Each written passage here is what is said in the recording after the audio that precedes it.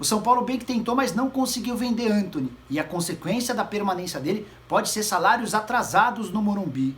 No vídeo de hoje do canal do Nicola, explico direito essa história. Quero te falar também sobre a seleção brasileira pré-olímpica que se transformou num grande balcão de negócios e para fechar, sobre o processo milionário que o Thiago Maia, recém-contratado pelo Flamengo, acaba de ganhar contra o Santos.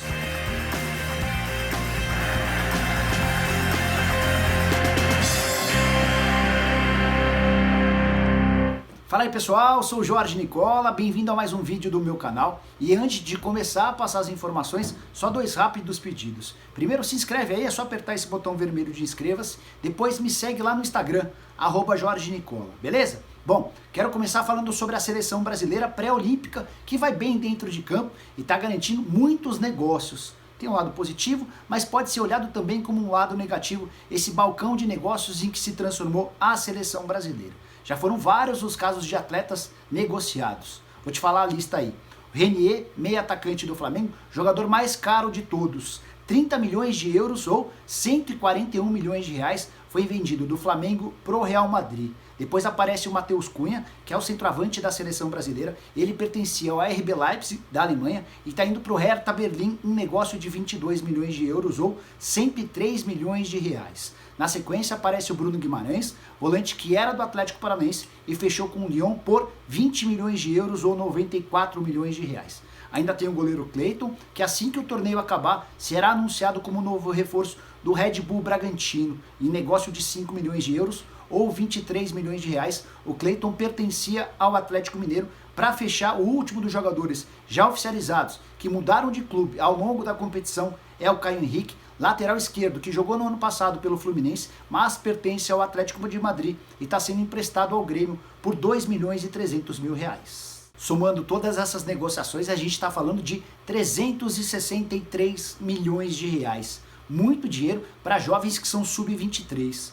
E esse valor só não é maior porque o Pedrinho ainda não foi oficializado como novo jogador do Benfica. Nessa sexta-feira, as conversas entre o Corinthians e o Benfica avançaram e dentro do Corinthians há otimismo de que o Pedrinho possa ser anunciado como reforço do clube português por 20 milhões de euros, ou seja, seriam mais 94 milhões de reais, o que faria essa conta se aproximar do R$500 milhão.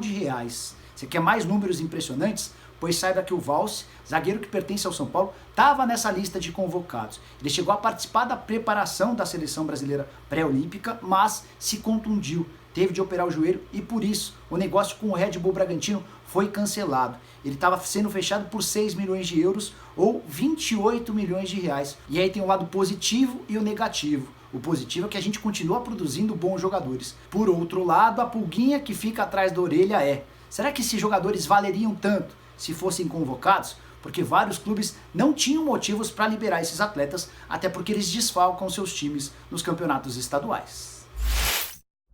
Quero te falar agora sobre o São Paulo, mais especificamente sobre o Antony, que permanecerá no Morumbi pelo menos até a metade do ano. Fui o primeiro a informar lá no meu blog, no Yahoo, que o Antony não jogará no Ajax, não houve acordo entre as partes. Na manhã dessa sexta-feira, no último dia da janela de inscrições na Holanda, o Ajax desistiu do acordo. E o mais curioso é que o São Paulo chegou a aceitar a proposta do Ajax, que era de 15 milhões de euros para o pagamento à vista e mais 5 milhões de euros condicionados à performance do jogador no futebol holandês. Para tornar o negócio um pouco mais interessante, o Ajax ainda concordou em comprar os 20% dos direitos econômicos do David Neres, que ainda pertencem ao São Paulo. Essa fatia seria adquirida por 5 milhões de euros. Você não entendeu esse tanto de número? Então vou tentar dar uma resumida. 15 milhões de euros à vista pelo Antony, 5 milhões de euros condicionados à performance dele por lá. Esses 5 milhões de euros só seriam pagos no futuro. E aí, para receber 15 milhões de euros nesse momento, São Paulo entendia que seria pouco, era um valor muito baixo. Por isso o Ajax se comprometeu a colocar mais 5 milhões de euros, só que aí o tricolor deixaria de ter qualquer percentual em cima de um valor de uma venda futura do David Neres. O São Paulo aceitou a oferta e foi tentar convencer o Antony a abrir mão de 10% dessa negociação em cima dos 15 milhões de euros. Por que o Antony tinha 10%? Porque no ano passado, quando o São Paulo chamou para renovar o contrato, o São Paulo não quis pagar luvas, que é aquele prêmio pela assinatura do contrato. O Antony concordou, mas exigiu que tivesse uma fatia de uma venda futura. E combinou-se que nessa janela de janeiro ele teria 10%, na janela de julho 20%. São Paulo queria que ele abrisse mão de 1,5 milhão de euros, ou algo na casa dos 7 milhões de reais. Esse 1,5 milhão de euros são 10% em cima de 15 milhões de euros. Como o jogador não aceitou, o São Paulo entendeu que os 13 milhões de euros a que teria direito seria um valor muito baixo e o acordo acabou sendo cancelado. Vai haver uma tratativa, uma negociação para quem sabe o Antony seja vendido para o Ajax na metade do ano, em julho. Imagino que muito torcedor do São Paulo esteja comemorando a permanência do principal jogador, talvez o mais talentoso desse elenco são paulino, mas há uma consequência grave. São Paulo vive a pior crise financeira em bastante tempo. No ano passado, por exemplo, fechou com 180 milhões de reais de déficit. Para piorar, como não conseguiu vender nenhum jogador nessa janela de transferências, falei por exemplo do Valls e agora do Antony, o São Paulo vai correr enormes riscos de atrasar o pagamento dos salários para jogadores. Algo que costuma cair muito mal, especialmente quando você tem um elenco repleto de estrelas, como Daniel Alves, Pato, Hernanes e companhia limitada. Para terminar o vídeo, eu quero te contar que Thiago Maia acaba de ganhar um processo na justiça contra o Santos de 13 milhões e 900 mil reais. De onde é que surgiu essa cobrança? Em 2017, o Santos vendeu Thiago Maia para o Lille, da França, por 14 milhões de euros. E estava combinado em contrato que o volante teria direito a 30% desse valor. O Santos recebeu a grana e não repassou absolutamente nada para o Thiago Maia, que cobrou em 2017, cobrou em 2018, voltou a cobrar em 2019. O Santos deu pouca importância às cobranças até que o Thiago Maia decidiu, na metade do ano passado, procurar a justiça exigindo 18 milhões e 200 mil reais. Já houve uma audiência de conciliação e o volante topou baixar de 18 milhões e 200 mil para 15 milhões de reais sua pedida. Ele ainda aceitava parcelar em longas vezes para que existisse um acordo. O Santos ficou de responder, mas nem se deu ao trabalho de responder.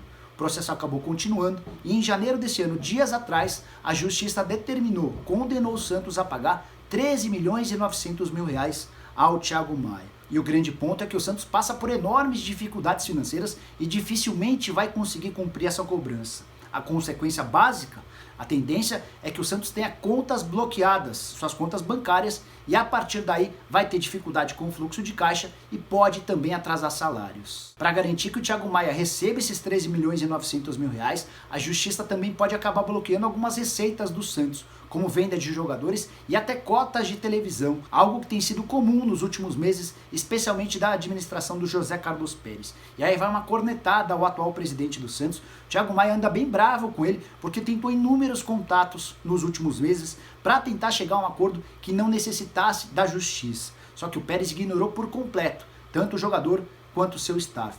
E aí uma curiosidade sobre esse caso. Quem representou o Thiago Maia na ação foi seu tio, o José Vande Maia, que é advogado, trabalha lá em Roraima e conseguiu garantir esses 13 milhões e 900 mil via justiça no processo contra o Peixe.